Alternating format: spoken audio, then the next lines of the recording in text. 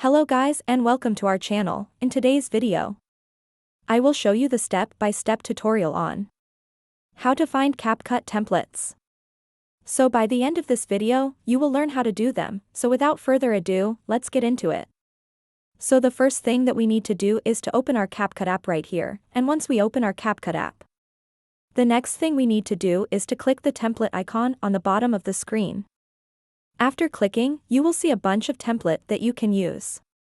Let's say for example that you're looking for a space template. All we have to do is to click the search bar and search for space.